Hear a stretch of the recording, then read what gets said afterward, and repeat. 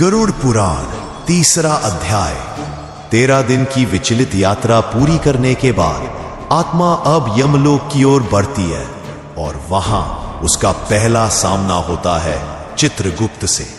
वही चित्रगुप्त जिनके पास हर जीव का पूरा जीवन, हर कर्म, हर पाप पुण्य लिखा होता है। गरुड़ पुराण बताता है कि जैसे ही आत्मा यमलोक के द्वार पर पहुंचती है, उसका नाम पुकारा जाता है और चित्रगुप्त अपने विशाल ग्रंथ से उस आत्मा का पूरा हिसाब खोलते हैं। आत्मा की आंखों के सामने वो हर दृश्य आता है जिसे उसने जीवन में किया होता है। किसे धोखा दिया, किसे दुख पहुंचाया, किसका भला किया और किस पल भगवान को याद किया।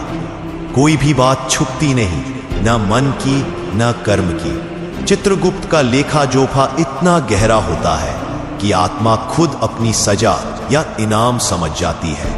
यही से शुरू होता है न्याय और यमराज का फैसला। गरुड़ पुराण कहता है, कर्मणा जायते जंतुः कर्मणैव वर्धते नरः सुखम दुखम भयम क्षेमम कर्मणैवाभिपद्यते।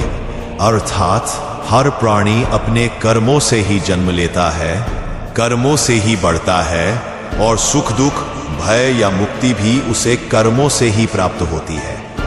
यमराज कठोर नहीं होते, वो न्याय के प्रतीक होते हैं। उनके निर्णय में केवल एक ही बात देखी जाती है, क्या इस आत्मा ने अपने जीवन में अपने कर्मों को समझा। अगर हां, तो उसे पुनर्जन्म का एक और अवसर दिया जा सकता है और अगर नहीं, तो उसे नरक की ओर प्रस्थान करना होता है।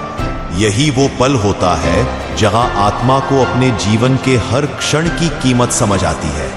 और अब अगले अध्याय में जानिए नरक की वो यात्रा जो केवल सुनी थी, पर अब आत्मा उसे स्वयं भोगेगी। जुड़े रहिए गरुड़ पुराण के अगले भाग में और इस गूढ़ ज्ञान को जरूर आगे साझा कीजिए।